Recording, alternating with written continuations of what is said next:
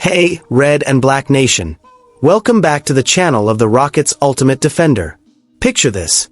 The season's barely kicked off, and we're already biting our nails down to the All-Star break with twists that'll keep you on edge. A young gun under fire from all sides, doubted by everyone, but shining with potential that could flip the script. And a leader sidelined, grinding in the shadows, his words hitting harder than ever in the locker room. What does this mean for our future? Will patience rocket us to the top, or are we tripping up again? You won't believe what we've got today. So grab a seat, smash that like, and let's dive straight into the news. The 2025-26 season started on the wrong foot. 2 straight LS to the Thunder and Pistons, and the name blowing up every timeline? Sheppard. The 21-year-old kid who barely cracked 12 minutes a game last year suddenly thrust into the starting lineup overnight after Fred's injury. And man, the pressure hit like a freight train. 18 points, 5 dimes, but 5 turnovers too. Opponents hunted him in pick and roll, forced mistakes, and fans were already booing, "This kid can't hack the NBA." Hold up. Breathe. Because what went down Monday against the Nets? That's the kind of game that reignites the fire. Sheppard dropped 15 points, 8 assists, 4 boards, and just 2 turnovers. Yeah, a chunk came in garbage time, but check the context.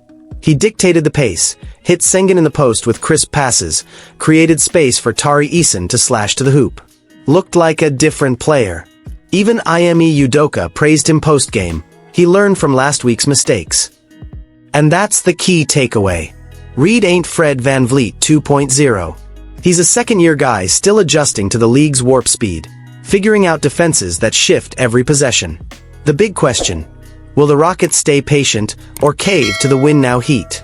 Benching him now for some random vet would kill the project in its crib. This team's ceiling hinges on a floor general who spaces the floor, creates for Durant, Sengun, and Amen Thompson. Sheppard's got elite vision, a reliable 3-ball, 39% in Summer League, and poise way beyond his years. But he needs minutes. Needs to mess up. Needs to learn not to second-guess when the help defender collapses the passing lane. Fans are split. Some say bench him till he proves it. Others, like me, see a playmaker who could ignite a dynamic offense. Think about it. If Reed blows up, we've got a young backcourt with him and Amen that defends, flies, and creates. Give up on him now. Who's our future floor general? Another pricey vet? Nah, bro. The time is now. And the wildest part? That confidence against the Nets didn't come out of nowhere.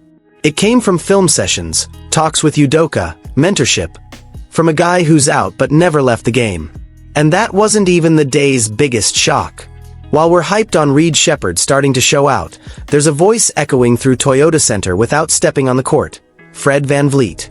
The guy who was the team's heartbeat, the leader bringing order to chaos, spoke up for the first time this week after tearing his ACL in a Bahamas practice.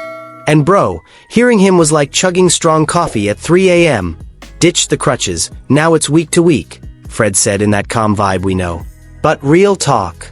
ACL recoveries in the NBA average over 9 months. That sidelines him for the whole season and maybe even the 2026 finals. Rockets are already chasing the disabled player exception, basically admitting Fred's back for 2026-27 at earliest. You'd think, damn, we lost the captain. But hold on. VanVleet ain't just chilling. He's at every shoot-around, every film session, parked next to Reed and Amen, breaking down pick-and-roll reads, fixing pivot feet, teaching how to dodge the help defender's trap. Udoka said it in the presser. He sets the standard every day even without playing. That's real leadership. Dude's knee is locked up, but his mind's locked in. And the young guys are soaking it up. Amen Thompson, a wing last year, is starting at point. Reed's learning not to force passes into traffic. It's one-on-one with an all-defensive beast. The gut punch. Fred's got a $25 million player option for 2026-27. He'll pick it up, no doubt. But what if he returns at 32, post-ACL, and the knee ain't the same? That's risky territory. Original plan was Fred plus Durant plus Sengun as the vet core, with kids orbiting. Without him on the floor, offense dipped 8% efficiency in the first 2 games. Turnovers spiked. Spacing got cramped. But flip side, this void's forcing Amen to handle the rock, Reed to decide under fire, Jalen Green to create from scratch. It's growth by fire. Fans are feeling it. Some mourn Fred like it's the apocalypse. Others see the injury as a blessing in disguise to find out who can hang. Me. I'm in the middle. I want Fred back at 100%, but I'm watching Reed level up every possession, Amen morph into a point-forward hybrid. VanVleet's proving leadership ain't just logging 36 minutes. It's sitting courtside, correcting, motivating, keeping the process rolling. And the craziest?